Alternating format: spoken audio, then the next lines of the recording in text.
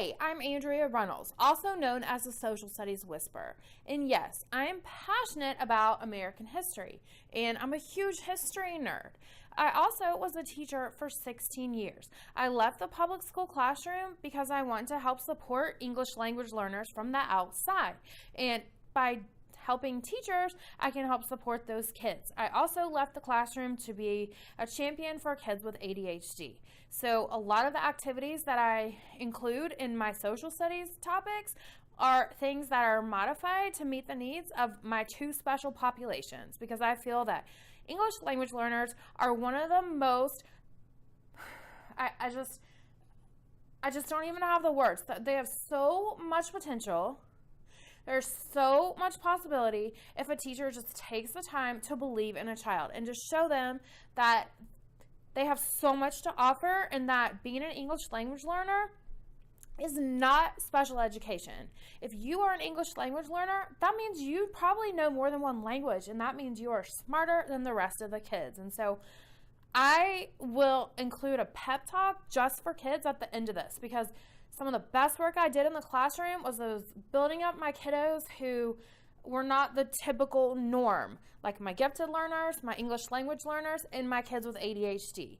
The whole entire reason why I took the gifted endorsement was to better meet the needs of my kids who were English language learners, because I felt that they were not being identified the way that they should. And so this course is going to give you the opportunity to modify your curriculum in a way that is easy and that will be best practices for all kids. And so I'm using the lens of social studies to help you, because what it is like a scrapbook of sorts, in like a digital guide to setting up your English language learners for success the way that I did in the classroom my last year. And so included are a lot of social studies ideas, because I was departmentalized and taught science and social studies. And as a social studies whisperer, super passionate about social studies. Okay, I believe in connecting the past to the present, and I believe in making content relevant. And to do that, you also need to include people of diversity. And so that's super, super, super important. Okay, so I hope that this gives you a lot of practical tips and a lot of inspiration so that you can set yourself up for success, for modifying your content for English language learners, and then therefore the kiddos are set up for success. Because if you take that time to build that relationship with those kiddos, then you will be amazed at the progress they will make.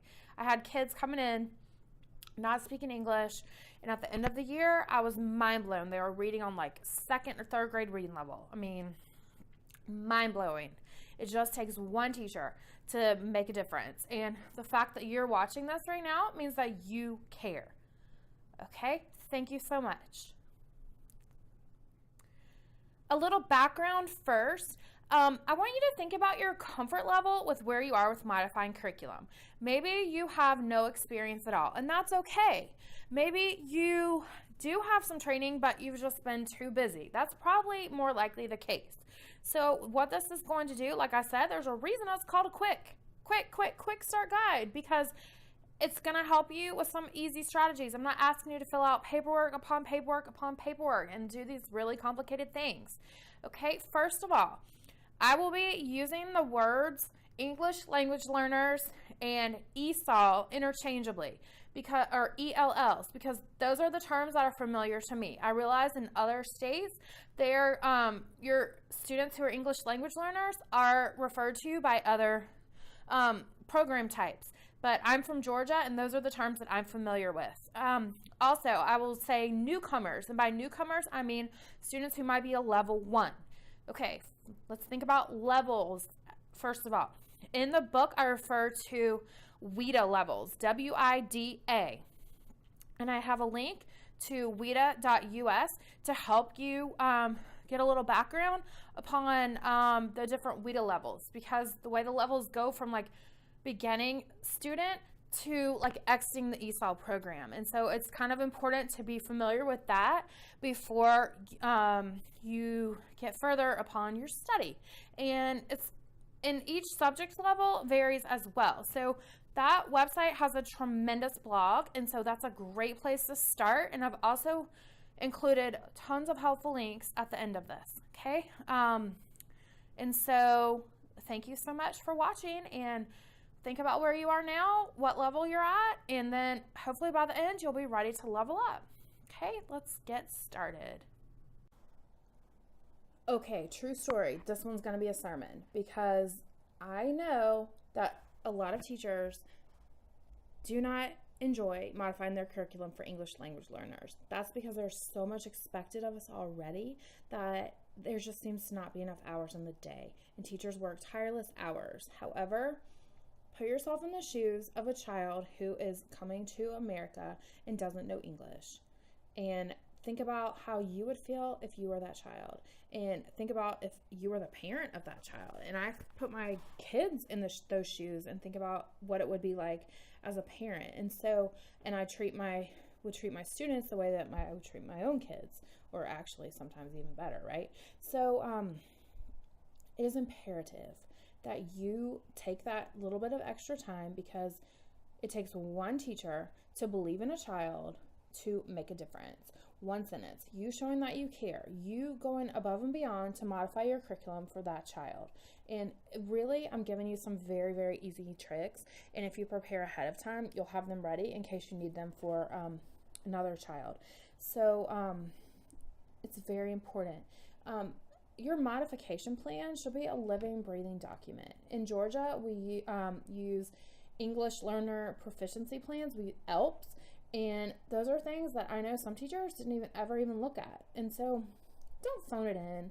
Just take the time to look up modifications, ask for help if you need it, check out what's out there on the WIDA blog or from other sites, or ask experts, because like I said, it's the law that you should be mandating, and that's mandated that you should be modifying your curriculum.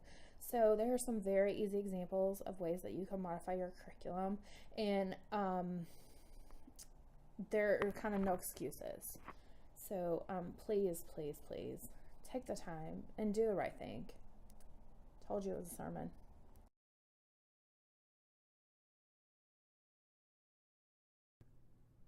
Okay, this is broken down into different sections based on like my top 10 hacks. Teacher hacks are a great thing, like my little tips and tricks that I use to modify curriculum that the kids didn't even know. And I share some that relate to social studies as well. So you might accidentally end up liking social studies when this is over. So some of the topics I'm going to cover are setting up your classroom space and organizing your classroom library, primarily like for social studies or just to have more engagement from your English language learners. Also, I'm going to cover with setting up your classroom more like how I use the timeline on the wall as a preview, because it's important to preview things. I'm also going to cover posting language objectives in addition to whatever required curriculum standards that you are supposed to have. I'm also going to cover like some ways that I used whole brain teaching and did like hands-on vocabulary, and ways that I did used Teach and had the kids had student-directed learning, and also gave the students opportunities to build speaking and listening skills, because all teachers are ESOL teachers. If your students are pulled out for services, then that's generally not too much of the day. And so it's very important to include those kids all through the day. That way you can increase their language acquisition even more, okay? Some other things that are going to be covered are going to be like anytime activities that English language learners can do, and like how to make a newcomer kit. Because I don't know how many times I was sitting there, like maybe it was during my planning time, or walking out the door, or in the middle of a reader's theater presentation. Yes. Or right before standardized testing. True story, it happened. And I got, Mrs. Reynolds, please send someone to get your new student. Like out of nowhere. That's how it was done at my school. Like, you didn't know. You didn't get a heads up you were getting a new student. You were very lucky if you found out the day before. And so it's a good idea to have some stuff on hand in case you get a new student who does not speak English, because chances are the child might not even speak a language that you speak. I was lucky to know Spanish, but there were times when I got some students that spoke languages that I don't know. And so it's important to have a way to communicate and some like ways to have the basic needs met and kids to ask for help if they need it from a newcomer kid. Okay. I'm also going to cover integrating the arts because I think that's really, really important. And I'm also going to cover my picture dictionaries that I created to be a more supportive type of study guide for English language learners. Okay, so I hope that this was helpful and I hope that you learn a lot. And let's get started with setting up our classroom space with English language learners in mind.